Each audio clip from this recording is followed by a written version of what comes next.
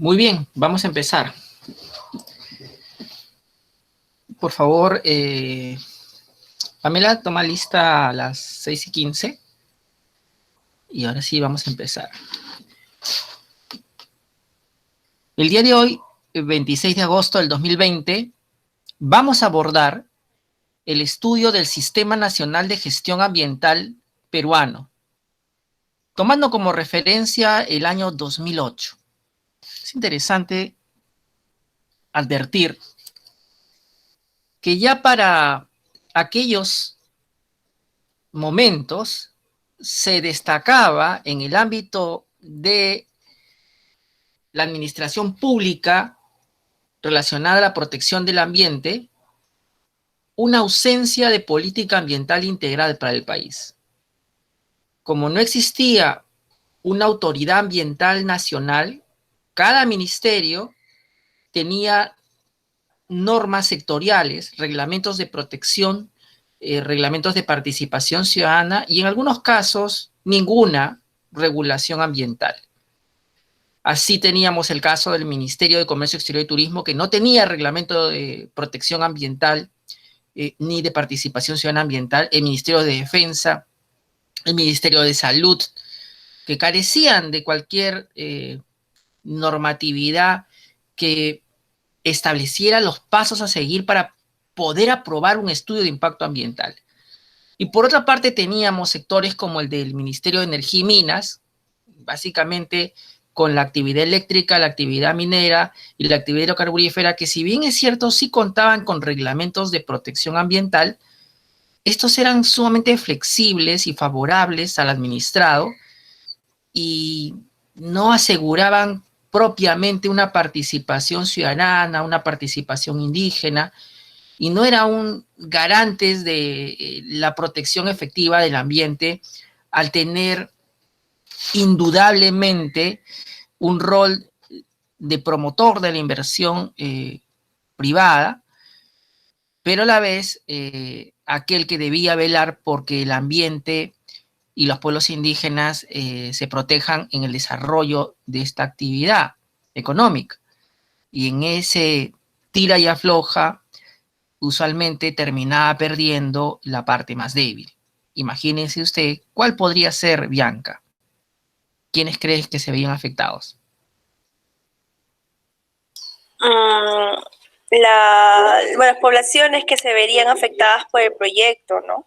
Efectivamente, porque no había consulta previa, porque no había una participación ciudadana intercultural, porque no había un enfoque de género.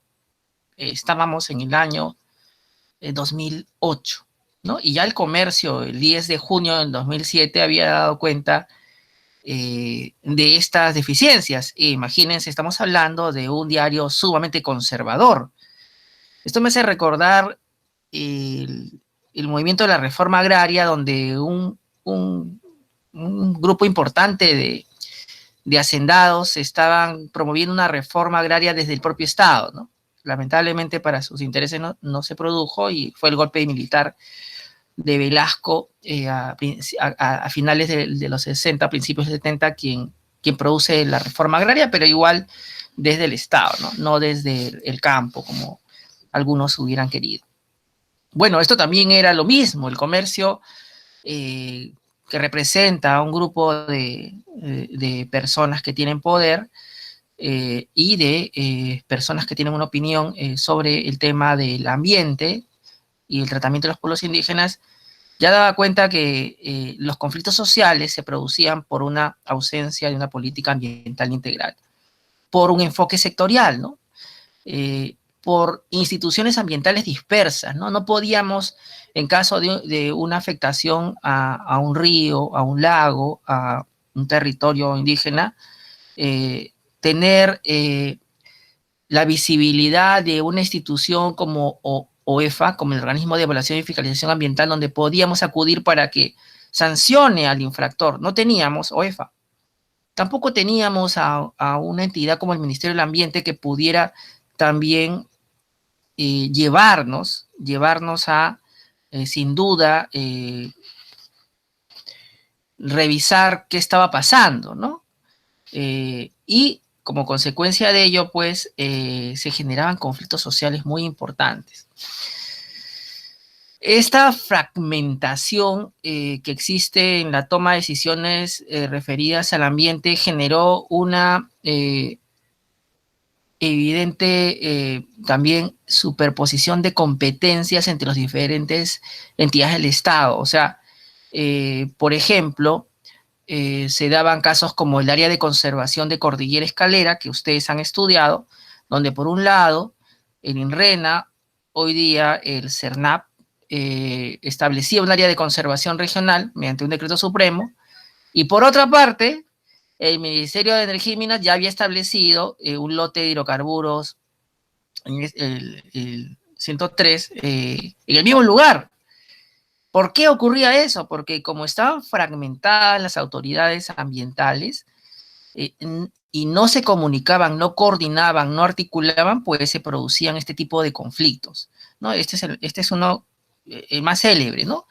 Y que finalmente, como ustedes recordarán, el tribunal no le dice a una entidad pública como un ministerio existente que arregle este conflicto de competencias entre entidades públicas que crean áreas de conservación regional, pero también que crean lotes de hidrocarburos en el mismo lugar, generando conflictividad, si no le dicen a todos que el plan maestro iba a resolver el problema y que si ahí se armonizaba la actividad hidrocarburífera se podía hacer en el área de conservación regional Cordillera Escalera, y si no, no se podía. O sea, no resolvía nada porque no podía hacerlo en la medida que había ausencia de institucionalidad ambiental. Eso también se debía a que había un reducido peso político en materia ambiental, ¿no? Nadie velaba por los intereses de la protección del ambiente, ¿no?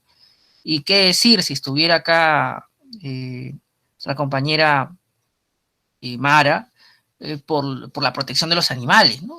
Menos de eso, o sea, eso está bueno todavía, ¿no? La escasa visibilidad de la problemática ambiental y todavía más del problema del indio, del indígena, hacía pues que los conflictos socioambientales se incrementaran, y a decir del comercio, por ejemplo, y digo el comercio porque no es alguien que uno esperaría que fuera muy crítico con las cosas que están pasando a nivel del Estado, pero miren, él también se dio cuenta que había una debilidad institucional, ¿no?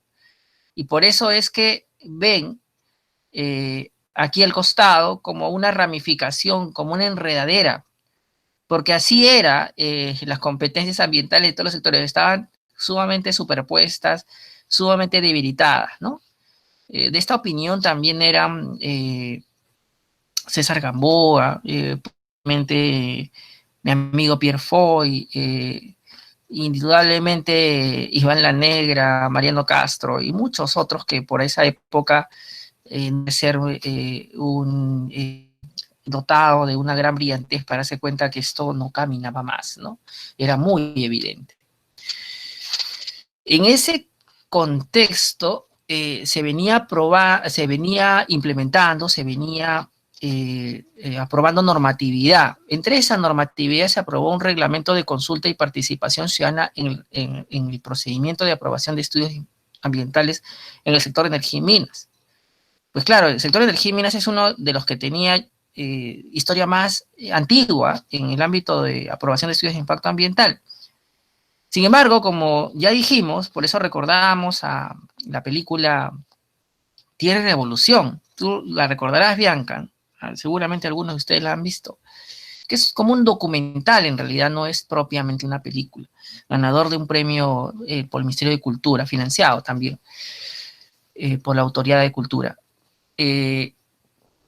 Como era evidente que hacia el año 95 era vigente el convenio 169 de la OIT, y en él se establecía en su artículo 6 que la consulta previa era obligatoria, se consagró en este reglamento de consulta y participación ciudadana el derecho a la consulta previa, ¿no? ¿Y de qué instrumentos? Del estudio de impacto ambiental, pues no va a ser de otra cosa, Richard, ¿no? ¿De qué esperabas que fuera? Entonces, es importante decirlo porque algunos creen que la discusión de la consulta previa es reciente con relación al estudio de impacto ambiental. Si no, es sumamente antiguo. Ya en el 2012 el Estado tenía plena conciencia de esta obligación. Habíamos retornado a la democracia, recordarán, y me parece que estábamos ya en el periodo de un presidente que hoy día está buscado, ¿no?, para ser detenido por actos de corrupción. Pero veamos qué dice el artículo 3, ¿no? Ayúdanos en la lectura. A ver, ¿quién se ofrece de voluntario? O yo le digo mejor a Noemí. Noemí, ayúdanos con la lectura del artículo 3, con tu mejor pronunciación. Doctor, buenas tardes. A ver, Muy buenas tardes. procedimientos de consulta. A través de los procedimientos de consulta, el titular, la autoridad regional y/o la DGA, cuando corresponda, deberá informar y dialogar con personas naturales y organizadores sociales sobre todos los aspectos relevantes del proyecto minero o energético a ser ejecutado. La participación de la ciudadanía en los procedimientos de consulta se lleva a cabo mediante las siguientes modalidades. 3.1. Consulta previa, constituido por talleres previos que están, doctor, no se puede ver muy bien. Muy bien, hasta ahí muy bien, yo te acompaño. Es que de ahí es un poco borroso ya, no sé, mi pantalla es muy pequeña, creo. Está bien, has cumplido tu misión, yo te apoyo. Constituido por talleres previos que serán convocados por la Dirección General de Asuntos Ambientales, en coordinación con la autoridad regional del lugar en donde se pretende desarrollar el proyecto minero o energético, que serán realizados dependiendo de la magnitud e importancia del proyecto. Su organización quedará a cargo del Estado y es aplicable en los siguientes casos: con anterioridad al inicio de estudios ambientales y en zonas de influencia del proyecto. El Estado podrá realizar reuniones informativas dirigidas a ciudadanía, informándoles de sus derechos y deberes ciudadanos, legislación ambiental y de las nuevas tecnologías a desarrollar en los proyectos. B. Durante la elaboración del estudio de impacto ambiental, el titular difundirá la información sobre el producto y los avances en la elaboración del estudio de impacto ambiental, recogiendo los aportes e interrogantes de la ciudadanía. El Estado, por su parte, a través de la Dirección Regional de Energía y Minas, informará sobre el marco jurídico aplicable. C. Presentado el estudio de impacto ambiental al Ministerio de Energía y Minas, el titular del proyecto explicará a las autoridades sectoriales y regionales y a la ciudadanía en general los componentes del estudio, especialmente los posibles impactos sociales, culturales, ambientales, así como los planes de manejo y social para el control de los tales impactos, recogiendo los aportes e interrogantes de los mismos. Y allí nos quedamos porque es suficiente para entender algo que ustedes han podido ver en los casos de Saramaca, Sarayaku, ¿no es cierto? Aguastigni, por eso les he hecho leer antes la jurisprudencia de la Corte Interamericana, donde la Corte Interamericana considera que este tipo de consulta previa no es una consulta previa real, porque en realidad no va a desarrollar un procedimiento donde podamos llegar a acuerdos en base a un diálogo intercultural y que esos acuerdos sean vinculantes y que estén apuntando al consentimiento libre e informado de los pueblos indígenas. Lo que está ocurriendo acá es una consulta previa simbólica, una consulta previa formal, donde la única naturaleza que puede tener este acto administrativo, si lo vamos a llamar con más propiedad, es de participación ciudadana, nada más. Porque en la participación ciudadana, ustedes o yo, lo que hacemos es dar nuestras observaciones, nuestros aportes, estar presente en los talleres informativos, pero no hay una vocación de un diálogo intercultural y menos de arribar a acuerdos que sean vinculantes tanto para el Estado como para las personas que son objeto de consulta previa, en este caso los pueblos indígenas. Esta es la opinión de la Corte Interamericana y felizmente ustedes han leído antes de escuchar al profesor, porque el profesor apenas, si es solamente un comunicador, un difusor de lo que ya está hasta el momento avanzado en el tema. No obstante, me parece importante de este reglamento el artículo 12 dice: financiamiento de los procedimientos de consulta previa, sin perjuicio de los recursos que el Estado utilice a través de instituciones en aquellos casos de mucha complejidad, a juicio de la Dirección General de Asuntos Ambientales, las empresas procederán a la constitución de fideicomisos que coadyuven a financiar el desarrollo del procedimiento de consulta previa y audiencia pública. Para ello, la Dirección General de Asuntos Ambientales realizará las coordinaciones pertinentes.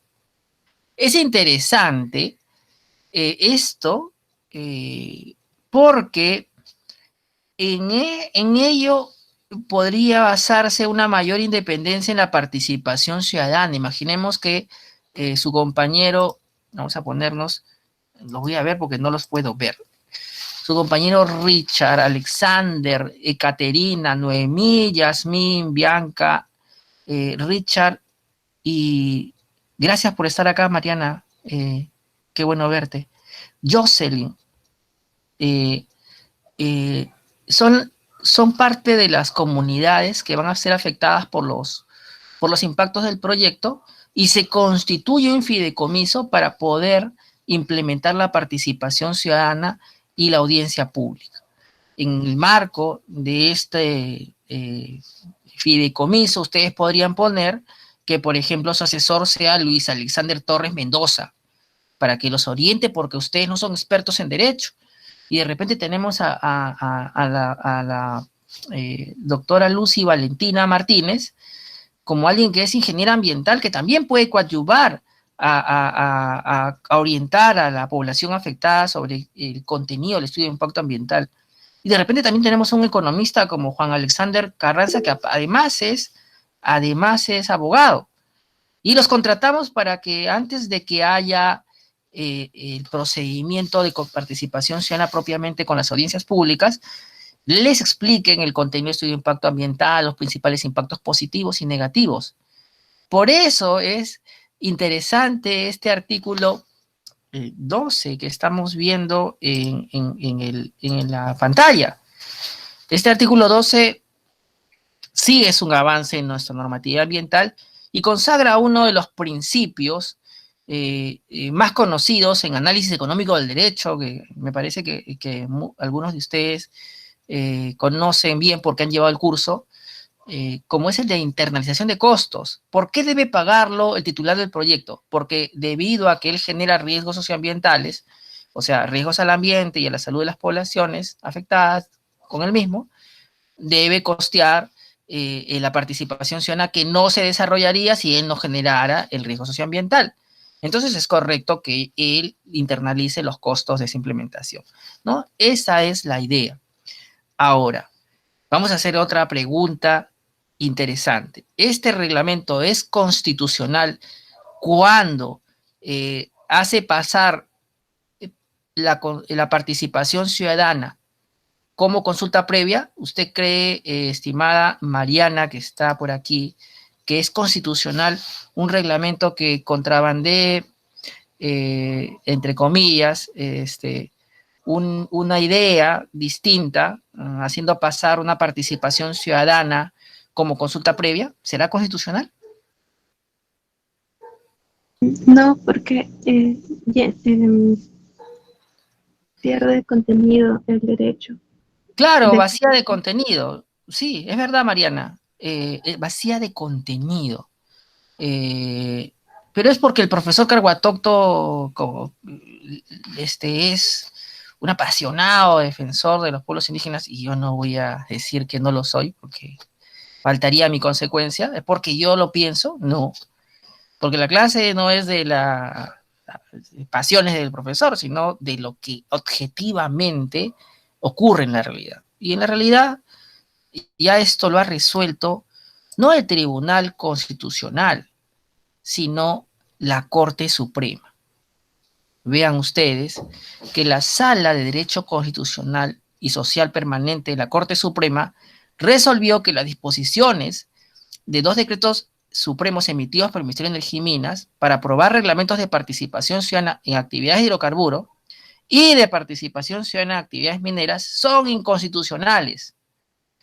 Ambas normas reconocen el derecho de consulta previa, pero luego dice que este derecho se ejerce a través de los mecanismos de participación ciudadana. Y esto no había que ser Corte Suprema para haberlo determinado. Ya ustedes habían visto este fenómeno a nivel sudamericano. O sea, Perú no inventó esta forma de vestir la participación ciudadana como si fuera consulta previa. No lo inventamos nosotros los peruanos, felizmente, ¿no? También lo hicieron otros países como Colombia, otros países como Ecuador, otros países de Centroamérica. No fuimos los únicos. Así que por ahí debemos sentirnos tranquilos porque el Ministerio de Energía y Minas lo único que hizo fue copiar a otros países que estaban haciendo esto de manera grosera, y que ya la Corte Interamericana se había pronunciado. Así que cuando le tocó resolver a la Corte Suprema, pues solamente aplicó pues lo que ya había a nivel de jurisprudencia internacional, ¿no? Hay que decir algo interesante para aquellos que vayan a estar en una consultora, en un estudio, porque he visto que muchos de mis alumnos llegan al Ministerio del Ambiente o EFA o consultoras, ¿no? Es que si estudias el sector de energía y minas, o sea, el sector de electricidad, el sector de hidrocarburos, el sector de minería, los reglamentos de participación ciudadana son muy similares. Por eso es que los defectos que tienen algunos se replican en los otros tres, son muy similares. Entonces, esto ayuda también a su estudio porque conociendo, por ejemplo, el sector minero, ya puedes intuir cuáles son los mecanismos de participación ciudadana de electricidad o de hidrocarburos. Sigamos avanzando. En ese contexto donde a propósito que no había una institucionalidad ambiental fuerte porque estaba todo sectorializado, y encima los sectores que sí tenían reglamentos de protección ambiental hacían pasar la participación ciudadana por consulta previa, eso generó conflicto social, ¿no? Conflicto social importante, porque recordemos que para el año 2008 tampoco había Ministerio de Cultura, o sea, tampoco tenías una autoridad que en buena cuenta vele por los intereses de los pueblos indígenas, que son entre la tercera o cuarta parte de la población del Perú, ¿no? Me parece que oficialmente es la cuarta parte, pero creo que hay un subregistro, creo que debemos ser la tercera parte del Perú, pero bueno, es una discusión aparte, ¿no? ¿Por qué? Porque muchos de nosotros tenemos vergüenza de reconocernos como indígenas, ¿no? Y no lo digo por ustedes, de repente porque ustedes ya no se sienten como indígenas porque no lo son, ¿no? Pero digamos en el campo, a muchos que tú le digas indígena es un insulto, le gusta que le digas originario, y eso no estaba en el censo indígena, sino decía indígena, ¿no? Entonces por ahí, pues, de repente las cifras no son tan acertadas. Ya veremos en el próximo censo si esto cambia, ¿no? Se mantiene. Pero un momento históricamente importante para el desarrollo del curso es en mayo del 2008. Hay que recordar este decreto legislativo 1013, que es una delegación de facultades que recibe el Ejecutivo en cabeza del presidente Alan García para poder intentar implementar el Tratado de Libre Comercio con Estados Unidos, que no terminaba de implementarse, ratificarse, y en buena cuenta de que Estados Unidos nos acepte como parte, porque no había una garantía de resguardo a los derechos laborales y resguardo a los derechos ambientales. ¿Y por qué es importante? Probablemente se pregunte su compañero que siempre nos acompaña por acá, Juan Alexander Carranza, porque claramente si tú eres un empresario que no respetas el ambiente y que no respetas los derechos laborales, tienes un costo de producción más bajo, porque no haces un estudio de impacto ambiental de calidad, porque tampoco le pagas sus beneficios sociales, ¿no? Vacaciones, ETS, entonces es competencia desleal. Entonces, si quieres tú, Perú, celebrar un tratado de libre comercio conmigo, garantiza eso para que estemos en igualdad de condiciones. Cierto es también que en realidad una empresa de Perú aún siendo informal, no va a poder competir con una empresa americana, pero digamos en el abstracto, en esta cosa teórica que siempre le gusta a los economistas jugar, vamos a creer que si estamos en igual de condiciones podemos competir. Y eso es lo que se exigía con el Tratado de Libre Comercio con Estados Unidos, Lucy. Y volvamos, ¿no? Pero es porque el profesor lo está diciendo, no. Aquí en el decreto legislativo 1013 dice claramente, por cuanto el Congreso de la República, por ley 29.157, ¿no?, de conformidad con el artículo 104 de la Constitución Política del Perú, ha delegado en el Poder Ejecutivo la facultad de legislar en materias específicas con la finalidad de facilitar la implementación del Acuerdo de Promoción Comercial Perú y Estados Unidos y su protocolo de enmienda y materializar el apoyo de competitividad económica para el aprovechamiento del acuerdo, siendo una de las materias el fortalecimiento institucional de la gestión ambiental, ¿no? La gestión ambiental en el país y la estructura organizacional para este fin, para ese fin, tienen serias limitaciones que dificultan una respuesta eficiente a los desafíos ambientales en un mundo cada vez más globalizado, por lo que la dispersión y escasa integración y coordinación son problemas que deben resolverse en beneficio de la gestión ambiental, la que debe velar por el buen uso de los recursos y revertir el proceso de deterioro ambiental. Así descubrimos, mis estimados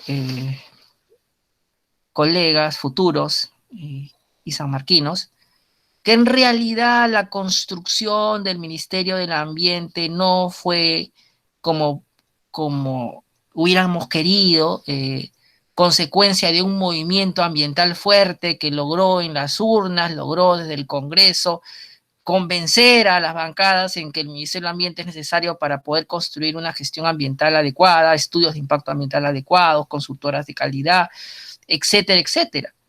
Sino que fue una conveniencia, para Alexander, eso creo que puede ser de interés, fue una conveniencia política. Queríamos el TLC con Estados Unidos y, como diría por ahí uno de mis personajes favoritos de la ciencia ficción, Thanos, ¿a qué costo? ¿A qué costo? ¿No? ¿A qué costo? El costo era, bueno, pues, establecer un Ministerio del Ambiente. Y aquí, Caterina, Alexander, se produce, Yasmín, un encarnizado debate, porque en verdad ya era, otra vez, digámoslo en las palabras de este personaje, inevitable la creación del Ministerio del Ambiente.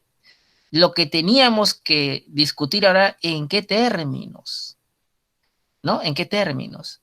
Y esta discusión era importante porque se estaba discutiendo si el Ministerio del Ambiente, por ejemplo, podía aprobar estudios de impacto ambiental de manera independiente, porque esa era la principal debilidad de la institucionalidad ambiental anterior, donde cada ministerio, de cada sector, ¿no?, aprobar estudios de impacto ambiental, y venían estas barbaridades como el reglamento de participación ciudadana de energía y minas, que lo declararon inconstitucional en parte. Entonces, eso pasaba porque había un conflicto de intereses evidente. Y en ese debate, pues, había dos posibilidades, ¿no? Cumplir formalmente con la creación del Ministerio del Ambiente y que tenga absolutamente solo el nombre, cumplir cabalmente con un Ministerio del Ambiente que venga con la facultad de aprobar estudios de impacto ambiental y otras facultades importantes, o quedarnos a mitad de camino para que todos estén medios contentos, ¿no? Porque una mayor rigurosidad en la evaluación de estudios de impacto ambiental también implicaría mayores, entre comillas, como le gusta decir a muchos, un sobrecosto en el ámbito de la actividad productiva, extractiva, económica, ¿no? Y eso restaría competitividad al Perú, seguramente, para algunos, para poder exportar y llevar materias primas a otros países. El resultado fue que nos quedamos a la mitad, ¿no? No le dejamos al Ministerio del Ambiente la facultad de gestionar los recursos hídricos, ¿sí? O sea, ustedes han visto que el decreto legislativo 1013 dice para enfrentar los desafíos ambientales del mundo. ¿Cuáles son los desafíos ambientales del mundo? La crisis hídrica, el cambio climático. ¿Y cómo combate el cambio climático? Con un buen manejo de bosques y con un buen manejo de cuencas y recursos hídricos. ¿Y ustedes qué creen que le dieron al Ministerio del Ambiente? ¿Competencias sobre el ámbito forestal y competencias sobre el ámbito hídrico? ¿Qué piensa usted, Caterina? O sea, dígame qué piensan, no necesariamente tiene que leer qué piensa. ¿Cree que le hayan podido dar porque era sincero la intención de constituir una autoridad ambiental fuerte? ¿Caterina? ¿Es un sí o un no? Creo que Caterina nos ha dejado al gatito nomás escuchando la charla. Jocelyn, ¿usted qué cree? ¿Piensa que había un auténtico deseo por construir una institución ambiental y le otorgaron al Ministerio del Ambiente las facultades necesarias para manejar bosques y recursos hídricos?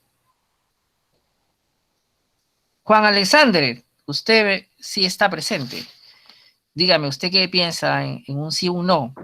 ¿Cree que le dieron las facultades sí o no al Ministerio del Ambiente? No, porque son del Minagri. Serfor y Ana, si no me equivoco. Bueno, efectivamente, su compañero dijo, actualmente son de otras entidades. Bueno, pero en realidad, para poder luchar contra el cambio climático, requerías el tema del forestal y requerías el tema de agua. Y como bien lo ha planteado Juan Alexander, ya estas entidades estaban históricamente en agricultura. ¿Por qué? Porque el agua se asocia al tema ganadero, agrícola, y históricamente siempre fue así, ¿no? Y se dejó allí. Y el tema forestal también se dejó ahí. Entonces, ¿para qué creas un Ministerio del Ambiente para enfrentar los desafíos ambientales cuando no tienen ninguna de esas dos competencias? Pero Juan Alexander, para rematarlo, como usted bien sabe, tampoco le dejaron aprobar estudios de impacto ambiental. No le dejaron casi nada. ¿Qué fue lo único que le dejaron? Que administrara las áreas naturales protegidas, ¿no? Que por ahí haga estudios amazónicos, ¿no? Que por ahí haga la participación ciudadana ambiental, ¿no? Que por ahí también haga un estudio aleatorio de estudios de impacto ambiental, o sea, prácticamente cosas que no eran sustantivas para poder encarar la crisis en institucionalidad ambiental que teníamos, ¿no? Entonces, eso se vería reflejado más adelante, como ya me imagino Juan Alexander, que siempre está adelante, ya sabe, ¿no? Esta fue la construcción del Ministerio del Ambiente. Otra vez, hay que ir al texto, no le crea al profesor nada, usted vaya directo al decreto legislativo que aprueba la ley de creación de organización y función del ambiente, y como su compañero Juan Alexander, vea, ¿verdad? Ahí está. Despacho ministerial, Secretaría General, tengo 2 viceministerios de Desarrollo Estratégico y de Recursos Naturales y un viceministerio de Gestión Ambiental, ¿no? Y empiezo a revisar los pequeñitos organismos que les han dado y bien pequeños, ahí está el OEFA, el CENAMI, el YAP, el CERNAP y nada más, porque el SENACE todavía, recuerden, se crea más adelante, ¿no? Y el OEFA también, felizmente el OEFA sí le dieron, ¿no? Le dieron el OEFA y el CERNAP, que eran en realidad digamos, más habitantes dentro de lo que le dejaron al pobre Minán cuando nace. Y uno de los cambios más importantes, sin duda, el más gravitante en la historia de la gestión ambiental fue la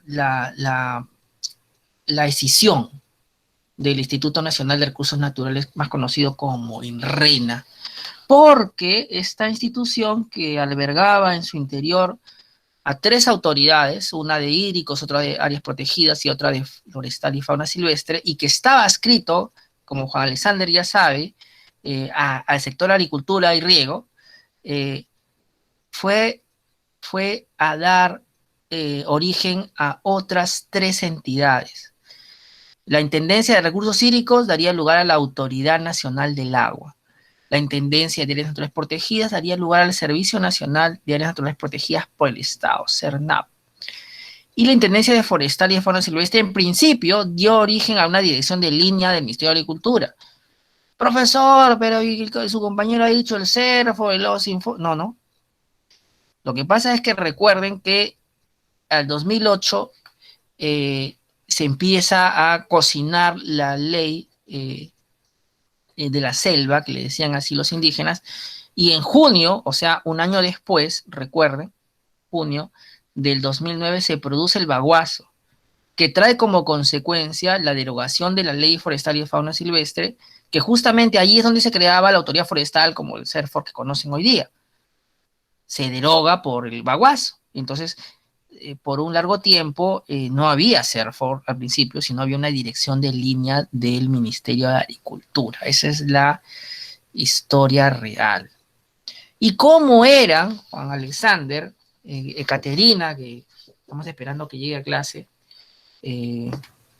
Mariana, cómo era el diseño hasta ese momento, antes del Ministerio de Ambiente cuando llegara?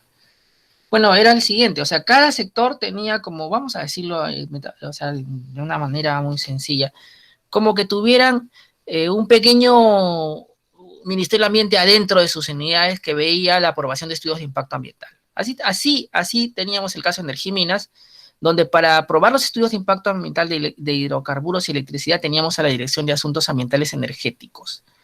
Y para el caso de minería teníamos a la Dirección de Asuntos Ambientales Mineros.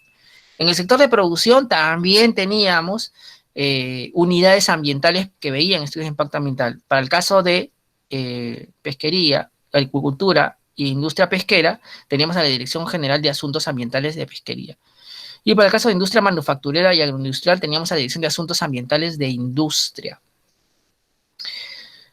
Miren qué interesante que dice agroindustrial y está en producción, ¿eh? Y después tenemos que agricultura también tiene facultades de agroindustria, agrícola y forestal. O sea, allí ahí era lo que me refería. Esas superposiciones, ¿no? Yo tengo una parte, tú te quedas con otra parte, y encima agricultura tenía a la autoridad forestal, a la autoridad de aguas, al INIA, al OGATEIR, por entonces, que era una unidad que opinaba sobre temas de estudios de impacto ambiental. Y por otra parte teníamos al Ministerio del Ambiente, con el YAP o la Intendencia de las Protegidas, que después sería CERNAP, y que veía los estudios de impacto ambiental cuando estos describían un impacto a áreas protegidas, ¿no?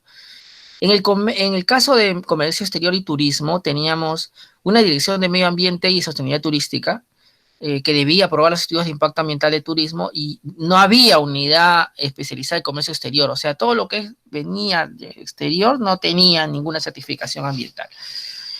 Ministerio de Transporte y Comunicaciones tenía para el transportes e infraestructura de transportes la Dirección General de Asuntos Socioambientales, que hasta hoy día existen, ¿no? Muchas de estas direcciones todavía se mantienen, ¿no? Pero para la pregunta que hizo su compañera al final de clases, ¿y cómo se aprueban los instrumentos de gestión ambiental de entrega de telefonía? Pues no teníamos unidad especializada. Por eso no se le pedía nada a telecomunicaciones. No había. Las antenas de telefonía se instalaban prácticamente sin ninguna certificación ambiental. Hablamos del 2008, para ser precisos, ¿no? Y hasta ahora, a la mucho es una declaración jurada. El Ministerio de Vivienda, Construcción y Saneamiento tenía una oficina de medio ambiente y donde veía el tema de construcción civil y saneamiento, ¿no? Y el Ministerio de Salud, una Dirección General de Salud Ambiental, donde se ven, ¿qué ve el Ministerio de Salud? Muchos se preguntan. El tema de certificación ambiental de servicios hospitalarios y médicos, servicios de residuos sólidos e infraestructura de residuos sólidos fuera de las empresas, cementerios y crematorios, ¿no? Este cuadro donde se podían visibilizar las competencias que poseen los ministerios en ese momento, fue elaborado por el Consejo Nacional del Ambiente, el antecesor del Ministerio del Ambiente, ¿no? Y un grupo de trabajo que veíamos, en los cuales está el profesor que les habla, las competencias de todos los sectores y cómo ponernos de acuerdo, porque había que armonizarlos, ¿no? A veces se superponían y generaban conflictos sociales y también conflictos institucionales, porque cada uno le gusta que respeten su competencia. Pero seguimos. También hay otras autoridades ambientales con roles transsectoriales, o sea, que están presentes en los diversos sectores que hemos mencionado. Por ejemplo, en el Ministerio del Ambiente, el CERNAP opina para todos los estudios de impacto ambiental de cualquier sector que afectan a áreas protegidas. El tema de OEFA en realidad no evalúa estudios de impacto ambiental, pero tiene la obligación de fiscalizar los estudios de impacto ambiental de la mayoría de los sectores que hemos mencionado, ¿no? En agricultura, la Intendencia Forestal y de Fauna Silvestre primero, luego el CERFOR, también tiene que opinar en estudios de impacto ambiental que afectan al bosque, ¿no? También debíamos decir que OSINFOR también estaría por allí, ¿no? OSINFOR es una autoridad que ve el tema de concesiones forestales. La Autoridad Nacional de Aguas también está involucrada en estos temas. Y en el ámbito del Ministerio de Defensa y Marina de la Guerra, cuando se relaciona afectaciones a ríos y al mar, tiene que opinar para los estudios de impacto ambiental la Dirección General de Capitanías y Guardacostas, ¿no? Cuando se afecta a aguas marinas, vigilancia, regulación. Y en el caso de afectación a salud humana, hay una Dirección General de Salud Ambiental que debe opinar, ¿no? Para protección de agua, para salud ambiental en general. Finalmente, el Ministerio de Vivienda y Construcción y Saneamiento también tiene una oficina de medio ambiente que en caso de ambiente urbano construido también debe opinar. Todo esto ya se había identificado hacia el año 2006 y se recogió cuando se establece el Ministerio del Ambiente para poder ordenar ideas, ¿no? ¿Qué cosas hay que tener en cuenta para el año 2008? Un tema interesante, ¿no? Que el ejercicio de competencias ambientales en diferentes sectores era desigual. Y yo solamente quiero mencionar que para ese momento el sector de saneamiento no tenía límites máximos permisibles, no tenía exigencias de estudios de impacto ambiental, no tenía normas de participación ciudadana, no tenía normas de fiscalización ambiental. Lo mismo, en el mismo estado se encontraban agricultura y turismo, no tenían nada. Sin embargo, sí tenían unidad ambiental y la pregunta que hasta hoy día nos hacemos es ¿qué hacían si literalmente no tenían las herramientas para poder hacer su trabajo, ¿no? Así estamos de manera de críticos en la gestión ambiental, ¿no? El profesor se le ha ocurrido, no, está la fuente, elaborado por Iván Lanegra en un libro relacionado a la institución ambiental y digamos que Iván Lanegra no es alguien que sea absolutamente innovador, sino sumamente conservador en muchas de sus posiciones en gestión ambiental, ¿no? Y él mismo reconoce que había una ausencia de estado ambiental. Así se llama su librito donde extraje este cuadro.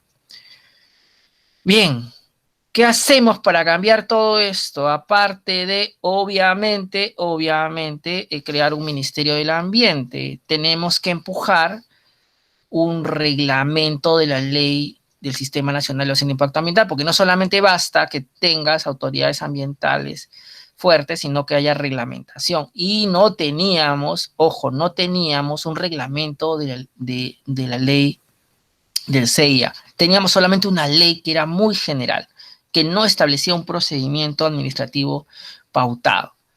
Esto ocurrió, miren, irónicamente, con Alan García Pérez, ¿no? Alan García Pérez es culpable de varias cosas buenas y otras que no son absolutamente positivas, ¿no? Y el ministro, el primer ministro del Ambiente fue Antonio José Brac, ¿no? Que tuvo aciertos, pero también muchos desaciertos, y ya vamos a ver algunos.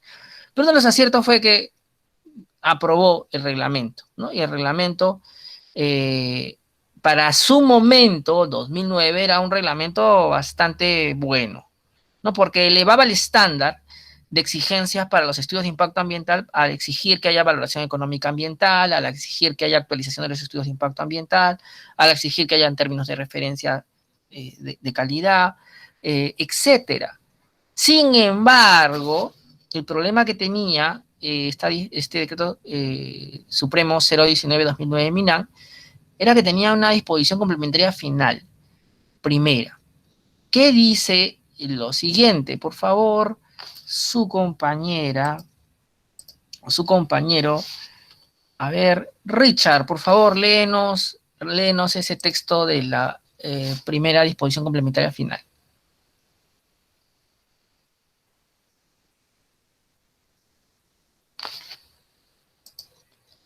A veces Richard deja su micro prendido, ahora no. Yasmín, ayúdanos, por favor, con esa lectura de este... Profesor, buenas noches. ¿Me escucha? Sí, a ver, léanos la primera disposición complementaria final del Decreto Supremo 019-2009, publicado el viernes 25 de septiembre del 2009. Ya, vuelvo a leer porque he estado leyendo, parece que no me han estado escuchando. Ah, sí, sí, sí. Vuélvalo a leer entonces. Dispos- Disposiciones complementarias finales. Primera, las autoridades competentes, en un plazo no mayor a 180 días calendario contados a partir del día siguiente de publicado el presente decreto supremo, bajo responsabilidad, deben elaborar o actualizar sus normas relativas a la evaluación de impacto ambiental, en coordinación con el Ministerio del Ambiente, adecuándolas a lo dispuesto en el reglamento. Muy bien, gracias. Apague su audio y sigamos adelante. Entonces, junto con ese reglamento, era importante también aprobar un reglamento de participación ciudadana, ¿no? Importante, ¿no? Ahora que se habla mucho de Escazú y todo es Escazú. Bueno, les recuerdo que antes que Escazú llegó silenciosamente un decreto supremo 002-2009 MINAN, que es el que literalmente nos ha permitido tener acceso a los estudios de impacto ambiental y a información muy importante en gestión ambiental. Es el decreto supremo que aprueba el reglamento sobre transparencia, acceso a la información pública ambiental y participación ciudadana y consulta ciudadana en asuntos ambientales. Mire usted que no se les ocurre administrativamente decir que es consulta previa, sino consulta ciudadana. Es diferente, porque se relaciona básicamente a el acceso a información, a audiencias públicas, pero no a una consulta previa a pueblos indígenas. Este marco jurídico haría que los diferentes sectores ambientales tengan que entregar la información ambiental que exigían o que soliciten o que peticionen los administrados, ¿no? Y aquí el artículo 4 es categórico, ¿no? Es un antesala de CASU. Bianca, léenos por favor el artículo 4 hasta el primer punto que encuentres. Ay, No, profesor, disculpe, no veo, sí. Sí. Bueno, vamos a disculparla. Toda persona tiene el derecho de acceder a la información que posee el Ministerio del Ambiente. O sea, toda persona, Bianca también, Juan Alexander, Richard, ¿no? O las entidades señaladas en el artículo 2. ¿Quiénes son el artículo 2? Las disposiciones establecidas en el reglamento son de aplicación obligatoria para el MINAN y sus órganos adscritos. Asimismo, será de aplicación para las demás entidades y órganos que forman parte del Sistema Nacional de Gestión Ambiental, o sea, gobiernos locales, gobiernos regionales, o desempeñan funciones ambientales en todos sus niveles, nacional, regional, local. Y ya hemos visto la antesala, que es todas las autoridades que aprueban estudios de impacto ambiental, todas esas que hemos mencionado, el Ministerio de Vivienda, Ministerio de Defensa, Ministerio de Agricultura, etcétera, tenían la obligación de brindar información cuando la peticione cualquier persona. Eso es lo que está diciendo este artículo. Miren qué importante. Con relación al ambiente y sus componentes y sus implicancias en la salud, así como sobre las políticas, normas, obras y actividades realizadas y o conocidas por dichas entidades que pudieran afectarlo en forma directa o indirecta, sin necesidad de invocar justificación de ninguna clase. Este derecho de acceso se extiende respecto de información que posean las personas jurídicas sujetas al régimen y se extiende sujetos al régimen privado que presten servicios públicos. Todas las entidades públicas y las privadas que presten servicios públicos deben facilitar acceso a información ambiental a quien lo solicite, sin distinción de ninguna índole, con sujeción exclusivamente a lo dispuesto en la legislación vigente. Es nuestro Escazú del 2009, ¿no? Básicamente eso, porque antes no teníamos esa libertad de acceso a información ambiental. No estaba escrito, era pelear con habeas data o rogar al funcionario que te entregue información porque no había una disposición así de contundente. Por eso es importante esta reglamentación. Pero también tiene una primera disposición complementaria, ¿no? Que dice: las entidades públicas deberán establecer el registro de información de acceso restringido señalado en el artículo 6 en el plazo de 180 días, ¿no?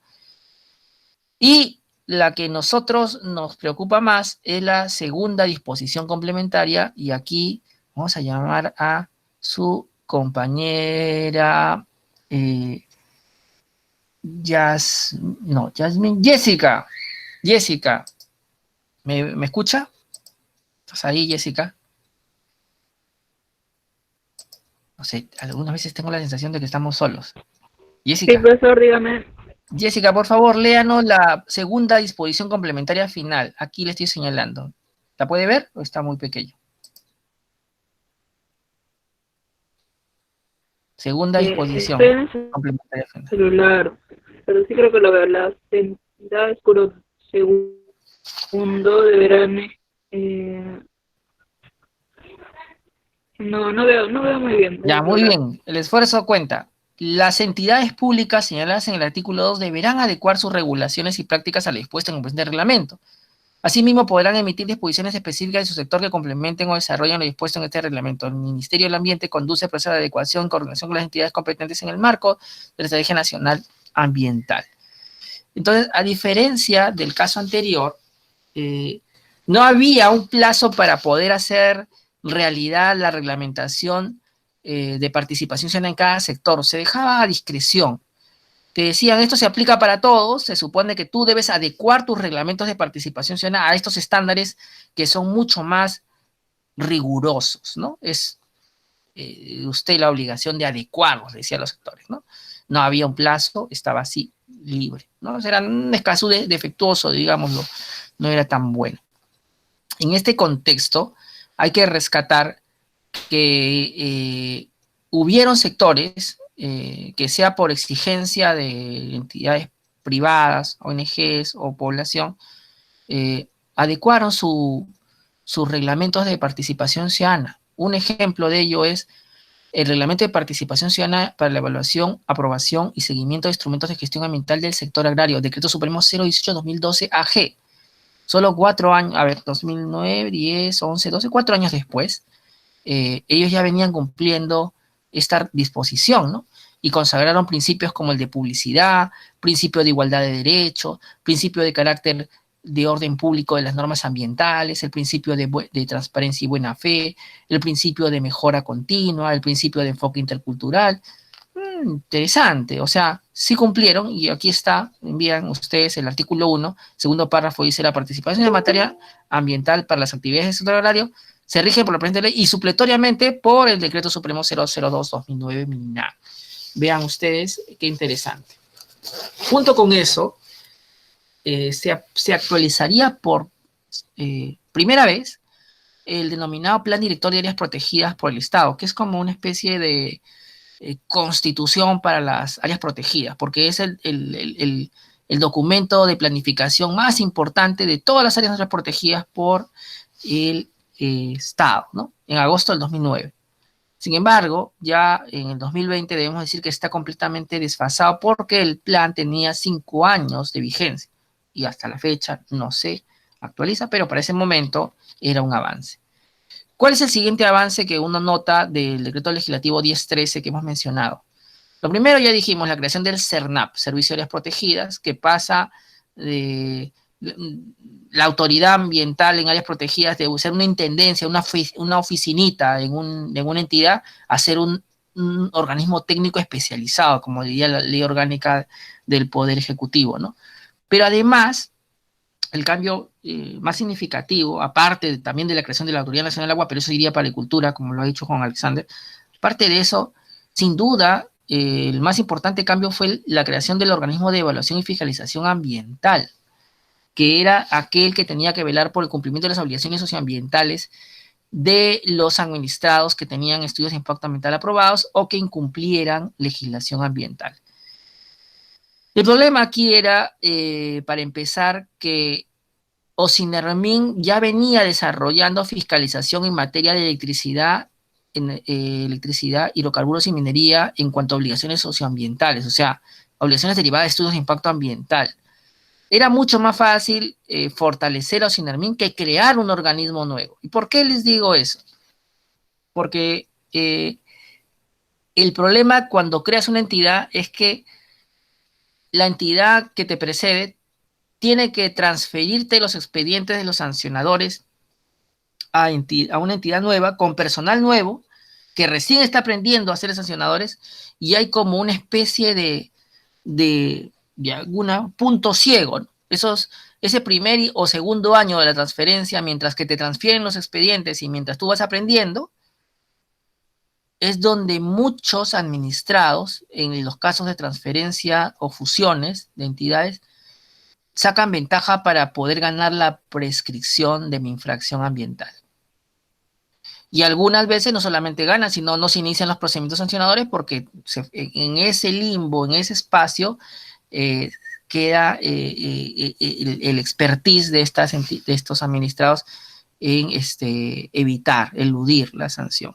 ¿No? Por eso es que esta caricatura de aquel momento de Carlin decía: señores empresarios mineros y petroleros, para un mejor control ya no los vamos a supervisar, ¿no? O Sindermin va retirándose y aparece OEFA, ¿no? Sino yo y un pequeño hombre, ¿no? Claro, pues recién está aprendiendo y era obvio que al principio de la historia de OEFA, casi sin ningún experto, recuerden nada más que quien viene a ser el presidente de OEFA por aquellos años es Hugo Gómez Apac, cuya experiencia era básicamente en Indecopi, no tenía ninguna experiencia en gestión ambiental. Y también los directores de línea no tenían esa experiencia, lo que no quiere decir que no sean excelentes profesionales, pero mientras se van adecuando y aprendiendo cómo funciona la gestión ambiental, pues hay un tiempo que va a pasar, y ese es el tiempo que muchos se aprovecharon para eludir sus responsabilidades. Aquí un comunicado, ¿no? de ese momento, ¿no? ¿Cuándo fue? Me preguntarán algunos. Curiosidad, profesor. Bueno, a partir del 22 de julio de 2010, ya el OEFA asumió la fiscalización y supervisión de actividades de mediana y gran minería. Miren, o sea, si bien es cierto, el OEFA se crea en el 2008, en realidad recién empieza a operar, digamos, el 22 de julio de 2010, cuando empieza a tener sus primeras facultades fiscalizadoras, básicamente sobre minería, ¿no? No tenía hidrocarburos, no tenía electricidad, no tenía produce, no tenía todo lo que hoy día tiene, ¿no? Recién empezaba. ¿Y quién iba haciendo ese trabajo que hoy día tiene? Los propios sectores seguían a cargo hasta que le transfirieran esas facultades. Veamos en el trámite de estos años, revisando, estamos ya en el 2010, cómo eran los estudios de impacto ambiental de aquel momento, ¿no? Digamos que en la estructura no cambian mucho. Lo que cambia en el tiempo es la rigurosidad del contenido. Y vamos a repetir esto hasta cansancio, ¿no? ¿Cuáles son los componentes de un estudio de impacto ambiental? Fundamentalmente tiene que tener un resumen ejecutivo, ¿no? Un resumen ejecutivo entre 50 o 100 páginas donde te explique todos los componentes del estudio de impacto ambiental. O sea, su línea de base, el tema del plan de manejo ambiental, etcétera. Pero ya en el propio estudio de impacto ambiental, que esto es el estudio de impacto ambiental, hay un volumen importantísimo que es el volumen 2, ¿no? Que es línea de base ambiental, ¿no? La línea de base ambiental, que es básicamente la descripción del terreno, del ámbito geográfico donde voy a desarrollar el proyecto, ¿no? Una primera línea de base física es básicamente geomorfológica, ¿no? O sea, cuántas colinas hay, qué cosas hay ahí en el ámbito geográfico, ¿no? Y luego tengo en este estudio la línea de base biológica, que ahí sí tengo que identificar qué diversidad biológica existen, ¿no? Acá, por ejemplo, están identificando vegetación, flores, fauna, aves, mamíferos, anfibios, reptiles, insectos, ¿no? Y también el tema de ríos o lagunas, ¿no? Es interesante que el estudio tiene tanto un componente sobre el ámbito geográfico, propiamente dicho, o como le gustan mencionar, geomorfológico.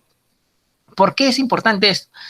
Porque si yo voy a poner un ducto y lo pongo sobre un terreno que no es llano, que es escabroso, probablemente se pueda romper. Por eso es importante conocer la naturaleza del terreno donde voy a construir una infraestructura, en este caso hidrocarburífera, ¿no? ¿De qué área hidrocarburífera me refiero? Bueno, pues acá se establece que es el estudio de impacto ambiental del proyecto de construcción del oleoducto y línea de diluyente CPF Andoas para uso propio. O sea, es un oleoducto de la empresa petrolera que es para su uso, pero que va a tener que afectar el ambiente y de repente también la salud de las personas. Por eso es importante conocer el terreno, ¿no? El terreno donde va a estar y cómo estaba el terreno antes de construir este oleoducto, ¿no? Antes de que se afecte la base biológica y, aquí lo más importante, la base social y arqueológica, porque podría ser que hayan temas arqueológicos, pero sobre todo lo social, ¿no? Y acá bien lo plantea que hay un tema de salud que puede afectarse, educación, vivienda, saneamiento básico, comunicaciones, energía, pero también aquí lo que quería hacerles presente era las comunidades nativas de la cuenca del río Tigre, las comunidades nativas de 12 de octubre, la comunidad nativa Andrés Avelino Cáceres, la comunidad nativa Marsella, la comunidad nativa San Juan, la comunidad nativa de Cuenca de Río Corrientes y la comunidad nativa José Olaya. A ver si sigue al otro lado, creo que ya no sigue. Ah, sí, comunidad nativas en la cuenca del río Macusi, afluente del río Corrientes, comunidad nativa de Nuevo Jerusalén, comunidad nativa de cuenca del río Pastaza, comunidad nativa de Titiyacu, comunidad nativa de Nueva Andoas, comunidad nativa de Los Jardines, comunidad nativa Alianza Topal, comunidad nativa de Alianza Capaguari, comunidad nativa de Andoas Viejo. ¿Qué quiere decir eso y por qué les estoy leyendo esta parte del estudio? Lo primero que hay que entender muy claramente es que antes de poder realizar una actividad extractiva, productiva, tengo que conocer cómo está el estado geográfico, el estado biológico y el estado social de las cosas antes de que inicie yo operaciones. Por eso se llama línea de base. Es como las cosas antes que llegue yo, como titular de un proyecto. Así están. ¿Y por qué tengo que conocer esto? Porque luego tengo que proyectar cómo va a cambiar esta situación con mi llegada. Porque hay que ser realistas. Si estoy llegando a hacer un estudio de impacto ambiental detallado, es porque va a haber cambios sobre el tema físico, biológico y social, e incluso arqueológico. Si no, no necesitaría hacer un estudio de impacto ambiental, porque los estudios de impacto ambiental solo se realizan cuando hay impactos significativos sobre el ambiente, sobre la salud de las personas, sobre ámbitos arqueológicos, etc. Entonces, por eso es importante conocer este diagnóstico previo. Una vez que conozco esto, luego el estudio, y mira, se salta hasta el volumen 3, impactos ambientales, ¿no? Entonces, vamos a resumir. El estudio de impacto ambiental del 2010, que es muy parecido también a lo que se hace, pero con menor detalle, tiene un resumen ejecutivo, luego tiene una línea de base que puede ser física cuando hay una preocupación por el terreno, donde voy a construir una infraestructura, en este caso petrolera. Luego está el tema biológico, el tema social, el arqueológico, pero todo eso lo hago porque después voy a estudiar los impactos ambientales, cómo afectan todas estas componentes, ¿no? Y ahí tenemos nuestros impactos ambientales, ¿no? Ahí, pum, identificación y evaluación de impactos ambientales, aspectos generales, criterios metodológicos de análisis ambiental, identificación de actividades del proyecto, aspectos ambientales, etcétera, etcétera. Entonces aquí yo voy a decir cómo es que positivamente afecta y cómo es que negativamente afecta. ¿Para qué?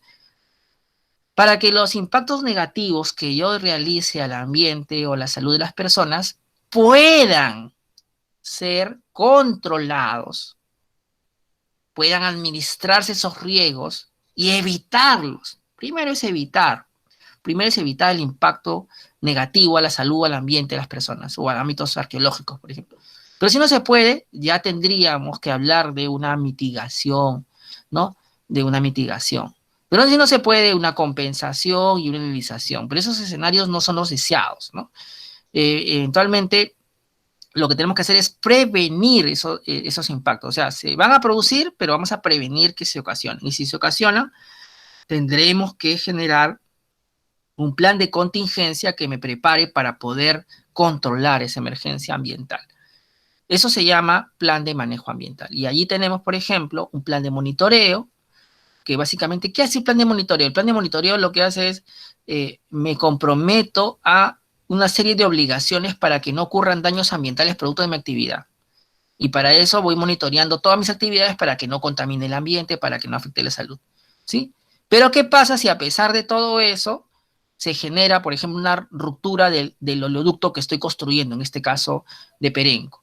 Bueno, en ese caso se activa de inmediato lo que se llama un plan de contingencia, que es un mecanismo por el cual tomo medidas para contener el daño ambiental, ¿no? trato de atender a la gente que se ha contaminado, trato de rescatar los especímenes que están siendo contaminados, trato de limpiar el río, etcétera, ¿no? También tengo un plan de relaciones comunitarias, porque evidentemente, mira cuántas comunidades tengo afectadas, ¿no? ¿Cuántas comunidades tengo afectadas en esta zona? Tengo 1, 2, 3, 4, 5, 6, 7, 8, 9, 10, 11, 12, 13, 14 comunidades. 14 comunidades, entonces necesito un plan de relaciones comunitarias porque evidentemente mi actividad va a generar un impacto en las relaciones socioculturales. Y hay que manejar eso porque se supone que la llegada de una empresa minera, petrolera, eléctrica, no debería cambiar la cultura local. Y la podría cambiar porque estoy inyectando dinero y ese dinero, por ejemplo, puede traer corrupción, lo que su compañero hace 2 clases hablaba, no, me piden plata, pero ¿por qué te piden plata? ¿Por qué hay esas distorsiones? ¿Por qué sientes que hay un aprovechamiento? Porque cuando se hizo el estudio de impacto ambiental no se tomó en cuenta la consecuencia que traería traer ingentes recursos económicos en unas comunidades cuyos ingresos son muy bajos, y cómo cambiaría la estructura social y cómo la podrías estar destruyendo. Eso que estaba contándonos el compañero como testimonio auténtico es producto de efectivamente no haber planificado cómo ingresas como empresa. O sea, no es que el dinero me va a resolver el problema y que yo a ustedes les doy un montón de plata y ustedes van a seguir siendo lo mismo. De repente algunos van a caer en algún vicio. Algunos van a dejar su casa y no van a explicar por qué, la razón. Algunos van a darse la buena vida. Otros de repente no, se matriculan en una maestría, en un diplomado. O sea, digamos la verdad, o sea, el cambio de hábito que produce una actividad económica que te provee ingresos más significativos en los que tienen puede generar un impacto. Y también el circuito económico va a generar la aparición de actividades como aparición de bares, ¿no? Aparición de prostíbulos, porque los trabajadores a veces quieren un lugar para relajarse, tomar unos tragos, pero el lugar termina convirtiéndose en un antro de mala muerte. Y por otra parte, algo que nadie quiere, ni la empresa, ni la comunidad, pero aparecen también prostíbulos, ¿no? Y eso lo puedes ver más básicamente en Madre de Dios, ¿no? Y en Ecuador también se ve muy seguido esto. Entonces, ¿cómo evitar de que las mujeres indígenas sean prostituidas o que haya este tipo de prácticas sociales que en buena cuenta destruyen la cultura como la conocían ellos, ¿no? Pues mi plan de relaciones comunitarias, mi plan de manejo ambiental tiene que contemplar esas medidas de mitigación, ¿no? Costos del plan de manejo ambiental. ¿Quién va a pagar el plan de manejo ambiental? La empresa, pues porque este es un estudio de impacto ambiental cuyo costo corre a cargo de la empresa. Hay una evaluación económica de los posibles impactos ambientales. Vamos a tener una clase especial de evaluación económica ambiental. Solo les diré que esta evaluación económica ambiental que realizaban en esa época no era una valoración económica ambiental, sino solamente una valoración de cuánto vale el recurso natural a la luz de lo que cuesta en el mercado.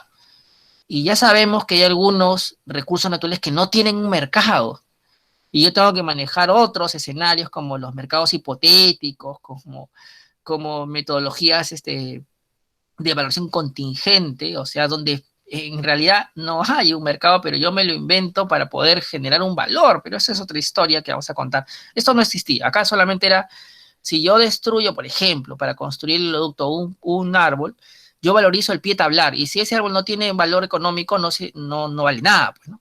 Pero no, la evaluación económica ambiental lo que te dice es ese árbol tenía especímenes, ¿no? Tenía hongos, tenía reptiles, tenía aves, esas tienen un valor. Y el propio árbol tenía una función ambiental, tenías que valorizarlo de otra manera, y hay una compensación, no de naturaleza económica, sino ambiental. ¿Qué es una compensación ambiental? Que yo tendría que poner un árbol similar en otra zona para poder compensar la pérdida, ¿no? Igual de los animales que he perdido, los animales que están allí, si lo talo el árbol, retirarlos del mismo para instalarlos en otra parte de la selva, no los vas a dejar allí, pues allí a su suerte, ¿no? Luego tengo un plan de prevención y mitigación ambiental y lo que se conoce con uno de los términos más famosos del sector minero, hidrocarburífero, que es el plan de abandono. El plan de abandono es el componente del estudio de impacto ambiental que me va a decir cuando ya agote los recursos de petróleo o gas que hay en una zona, o ya terminó mi concesión, cómo me voy a ir y en qué situación voy a dejar los aspectos físicos, ambientales y sociales. Tendría que dejarlos lo más cercano a como los encontré. Por eso es que hago la línea de base, porque esa va a ser mi punto de referencia cuando yo me retire y aplique mi plan de abandono. Todo esto es un resumen porque en realidad nosotros no somos como Dani Aguilar, ingenieros ambientales, pero como abogados necesitamos conocer al menos términos generales de lo que es un estudio de impacto ambiental, ¿no? ¿Alguna pregunta hasta acá? Es creo que algo que usualmente no se estila en un curso de gestión ambiental, que normalmente se aboca solamente a las normas, pero me he querido detener un poco en los estudios. ¿Preguntas? ¿Inquietudes? ¿O estoy solo y me han dejado la cámara allí? Solamente para comentar justo en la sentencia que usted nos brindó, César Ayacu también hablaba sobre por ejemplo, como que manipulación por parte de la empresa mediante las consultorías, o sea, estas consultorías que usualmente son las que realizan estas relaciones comunitarias bajo la coordinación de antropólogos, y diferentes especialistas, por ejemplo, sociólogos, ¿no? Entonces, cómo esto se presta también para digamos, esa articulación de la organización o representación, por ejemplo, de las indígenas a nivel, pues, nacional. Bueno, eso también es parte importante, ¿no? Dentro de lo que se quiere, mejor dicho, entablar, que es un diálogo intercultural entre, por ejemplo, la empresa con la cosmovisión indígena y también estos indígenas que realmente o sea, tienen una posición vulnerable, ¿no? Al momento en que se encuentran en esta situación. Nada más. Excelente intervención de su compañera, de verdad muy atinada, porque por eso preguntaba, ¿alguna pregunta? Y su compañera te mete un taponazo al ángulo más alto del arco, ¿no? Y muy bien, porque dice, en el fondo lo que nos está diciendo es, profesor, ¿y quién hace ese estudio de impacto ambiental? Esa entidad que hace el estudio de impacto ambiental es neutral, es independiente, en realidad vela por los intereses de los pueblos afectados, del ambiente, de la salud de las personas, o es como dice en el caso de Sarayaku y otros más, que al haber una relación contractual entre el titular del proyecto y esta consultora, pues hay un sesgo natural, ¿no? Natural, y eventualmente hay un conflicto de intereses, porque quien me paga también es el que se puede ver afectado si yo hago un estudio de impacto ambiental muy riguroso, que de repente termina diciendo no procede a hacer esta actividad porque hay un impacto muy grande en el ambiente o en la salud de las personas o en la cultura de las personas, ¿no? Está muy bien planteada su pregunta y es efectivamente esta una de las preocupaciones que persigue toda la gestión ambiental. Hasta el día de hoy no tenemos una solución, ¿no? Por eso es que el curso en el fondo va a tratar de encontrar una solución, pero no tenemos una consultora ambiental hoy día, modelo que sea independiente del titular del proyecto, porque todas las consultoras son contratadas por los titulares del proyecto. Por lo tanto, desde allí nomás hay una escasez de independencia, ¿no? No, me va a decir alguno que trabaje en una empresa consultora, aquí lo hacemos de corazón, lo hacemos lo mejor posible, lo sé seguramente, pero no es el mejor, no es la forma como se está construyendo la relación contractual con la titular del proyecto, no es la mejor forma de garantizar imparcialidad. ¿Cómo lo haríamos? Bueno, que se pague una tasa administrativa para que evalúe tu estudio de impacto ambiental que incluya la contratación de una consultora que puede ser elegida al azar de un grupo de consultoras que hayan calificado después de rigurosos exámenes en el Ministerio del Ambiente o en el SENACE, y de ahí sale alguien por sorteo y esta persona le rinde al MINA porque lo está contratando y le dice mejor estudio de impacto ambiental posible, trata de aprobarlo, habla con el titular del proyecto, pero él no es tu jefe. Esto es de un fideicomiso. Entonces, estas fórmulas tampoco son cosas que el profesor esté inventando la pólvora, ya se estaban discutiendo desde hace 10 años o más. Lamentablemente no hay un contexto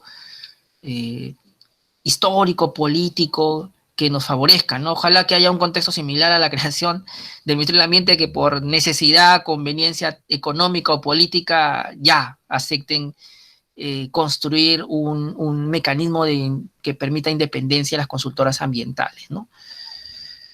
Una de las cosas que ya me llama poderosamente la atención, y que nadie ha preguntado, no sé por qué si están allí o, no, o porque todavía no les gana la curiosidad, pero Rosalinda por lo menos ha dejado muy bien al salón, es que hay 14 pueblos indígenas, mi estimada Bianca. ¿Qué tuvo que haber?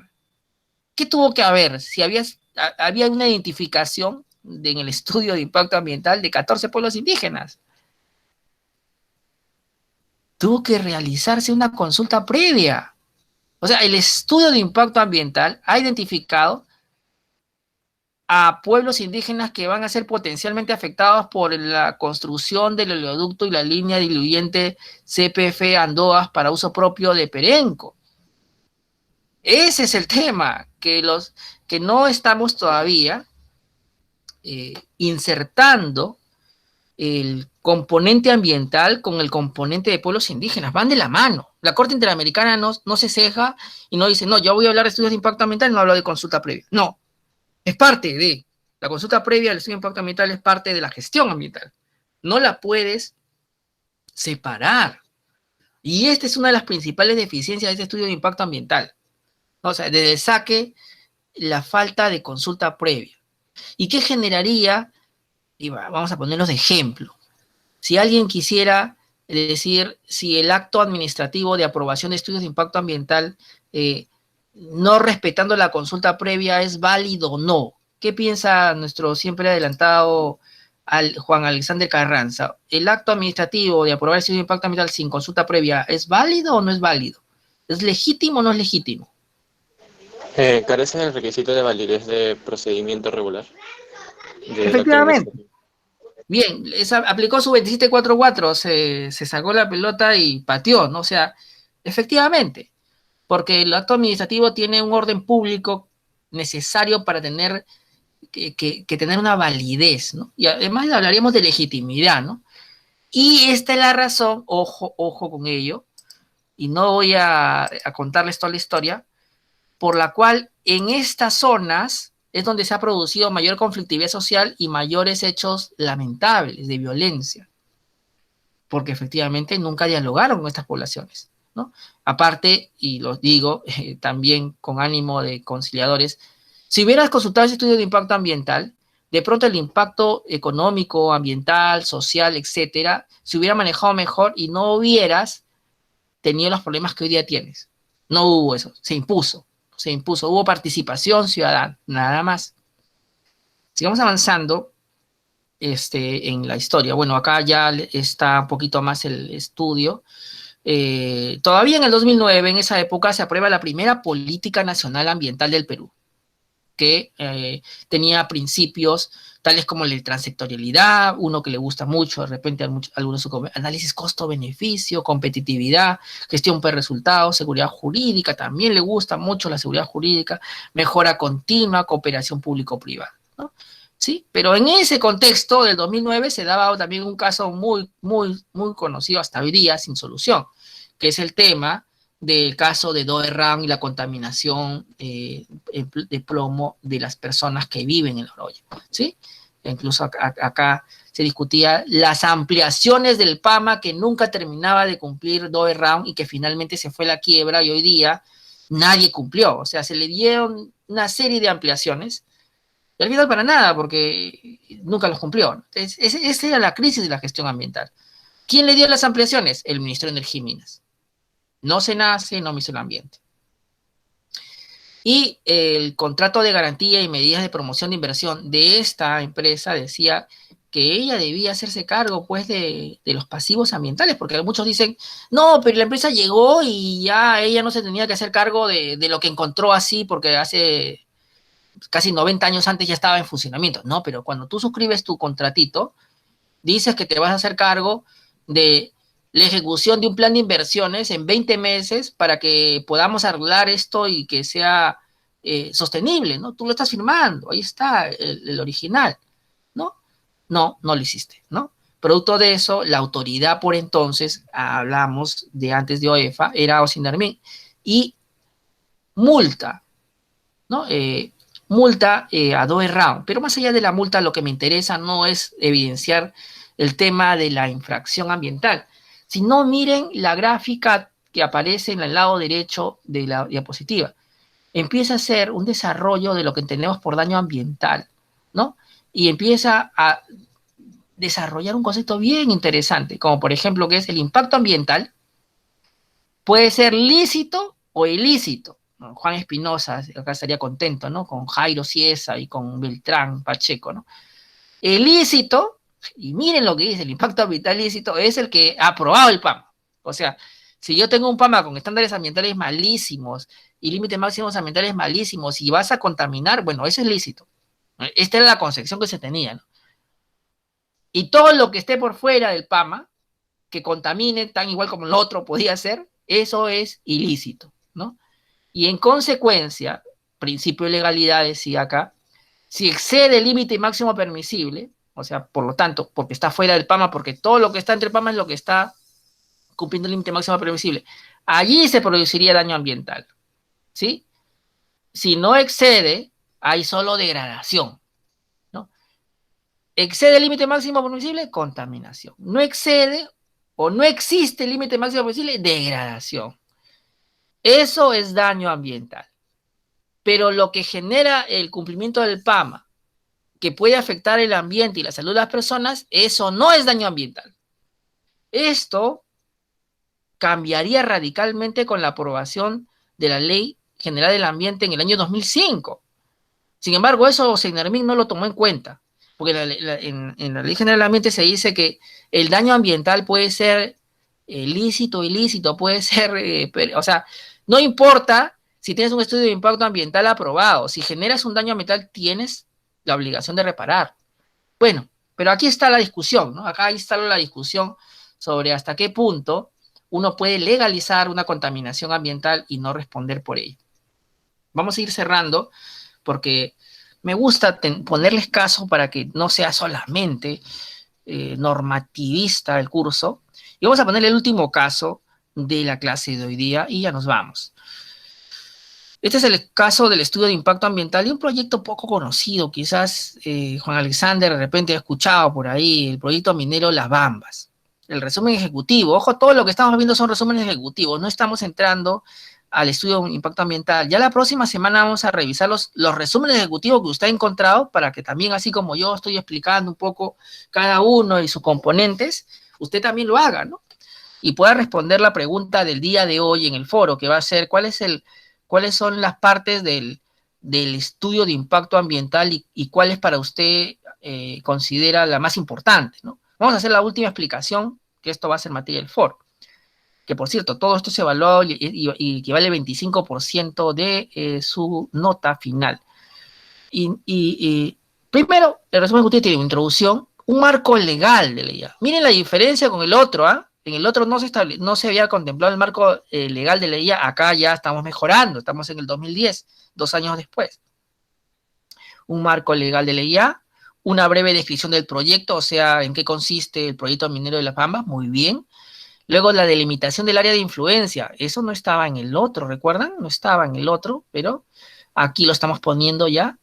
Pero dentro de la limitación del área de influencia tenemos cosas que ya conocemos, como por ejemplo, áreas de estudio de la línea de base ambiental. Entonces, aquí a este titular del proyecto le interesa qué va a ocurrir con el ambiente, ¿no?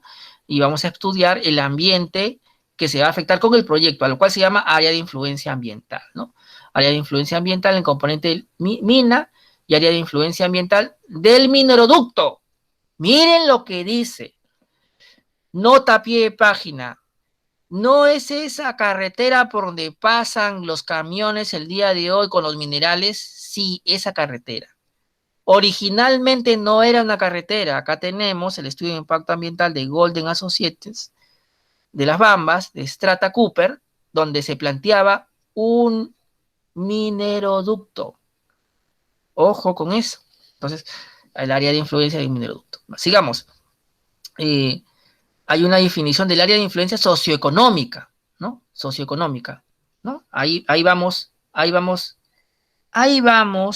a descubrir a las comunidades nativas, probablemente, nativas y campesinas. Y luego se habla de un proceso del estudio de impacto ambiental, elaboración y participación ciudadana, donde va a plantearse las principales preocupaciones tanto de temas ambientales como sociales, ¿no?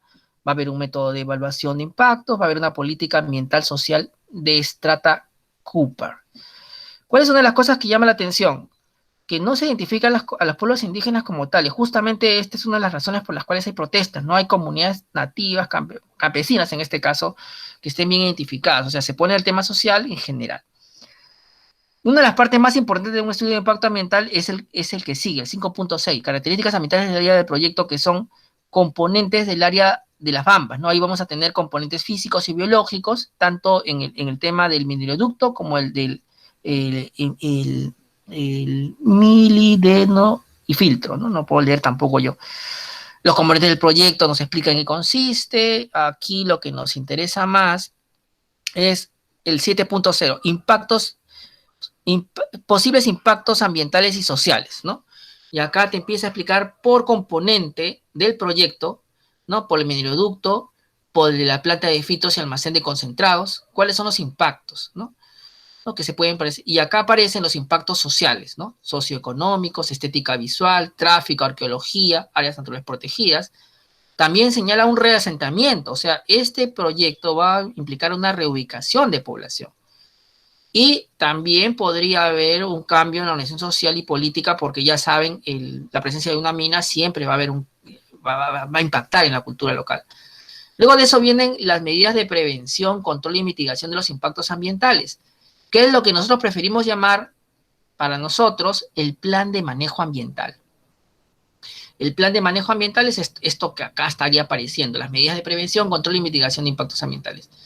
Luego viene el tema de la línea de base social, luego viene el plan de relaciones comunitarias, y luego viene el plan de cierre, que en el ámbito de minería, el plan de cierre es lo que es un plan de abandono en el ámbito de una actividad hidrocarburífera. O sea, el plan de cierre es cuando ya terminé de hacer mis actividades mineras, cómo es que dejo el ambiente y el tema social y en el ámbito geográfico en el estado similar o muy cercano al que encontré, dentro de lo posible. Obviamente hay situaciones donde no es posible, ¿no? Conclusiones y acceso de población, resumen ejecutivo y contenido. Lo que notan desde el saque es que esta estructura de este estudio de impacto ambiental es muy diferente a la otra. Y sin embargo, ambos titulares del proyecto estaban regidos por el mismo reglamento de protección ambiental del sector de energía y minas. No eran otro. O sea, ahí te das dando cuenta cuál es el problema de tener una autoridad ambiental que no tenga estándares similares para sectores que administraba. Claro, usted me puede decir, el otro hidrocarburo y este es minería. Sí, pero el Ministerio de Energía y Minas manejaba ambos sectores. ¿Cómo es que puedes tener resúmenes ejecutivos y estructura de estudio de impacto ambiental diferentes? Aunque en la práctica podríamos decir que son lo mismo, pero al menos el orden es distinto, ¿no? Es distinto. Entonces, luego, y ya cerremos, tienes que este estudio de impacto ambiental finalmente no llevó a desarrollarse como se planteó, porque no hay un mineroducto producto de las protestas que se produjeron en las comunidades, ¿no? Ahora ya no vamos a discutir si tienen o no razón. Lo que podemos discutir aquí es dónde están identificadas las comunidades campesinas que se afectan. Aquí no aparecen. A diferencia del caso de Andoas, aquí en el de Andoas, donde sí aparecían claramente identificadas, que ustedes las pueden ver, en el caso de las bambas no aparecen. Son invisibilizadas y ahí hay un problema. Porque aquí veo casas y eventualmente son de comunidades campesinas y eventualmente iba a afectar esta zona. Miren la foto del estudio de impacto ambiental. Y si iba a afectar esta zona, el estudio de impacto ambiental debió ser sometido a consulta previa, porque afectaba a pueblos indígenas, ¿no? Incluso estamos hablando de reasentamiento.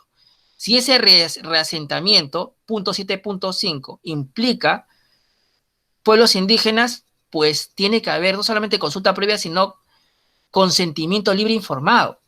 ¿Y acá qué dice? 7.5.3, descripción de la comunidad afectada, fuera bamba. O sea, estamos hablando de una comunidad campesina, debió haber un procedimiento de consulta previa seguido del consentimiento libre informado. O sea, este estudio de impacto evidentemente está viciado porque no cumplió con la consulta previa y no debió ser aprobado. ¿Por qué se aprobó? Porque no se tenía conciencia, no se tenía una educación de enfoque de derechos humanos en el ámbito de pueblos indígenas para hacer respetar en el ámbito de la gestión ambiental la consulta previa. Estamos hablando del año 2010, si no me equivoco. Sí, 2010.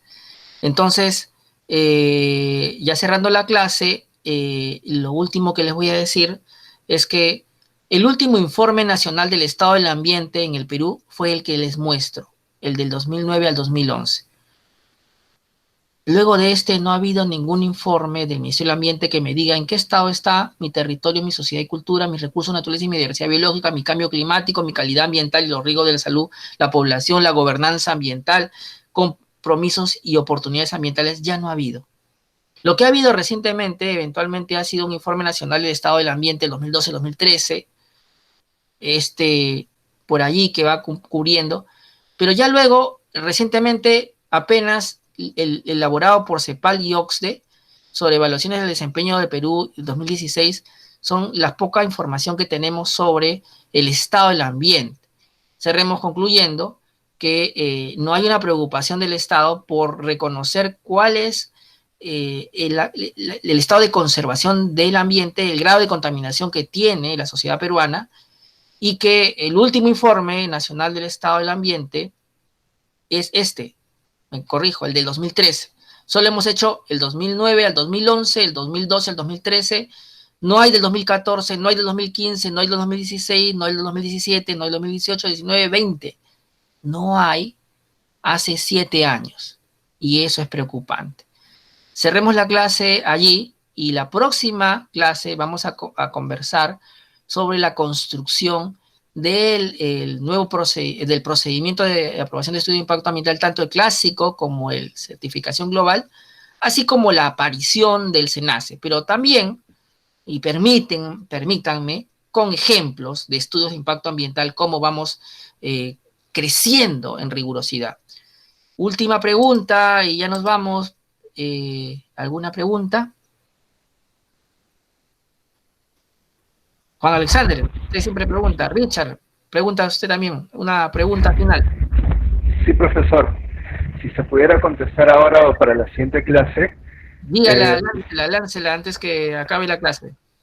Sobre el caso de Nueva Forabamba, justamente sobre el proyecto de las Bambas, cuando se hizo la negociación de la ¿cómo era el término? Del reasentamiento, solamente se hizo las reuniones con los varones, con los jefes de familia, entre comillas, pero cuando las mujeres llegaron al lugar y vieron que eran departamentos como en Lima, con concepto abierto, sala, comedor, pero dijeron, ¿y dónde pongo mis cuyes? ¿Dónde pongo mis animalitos?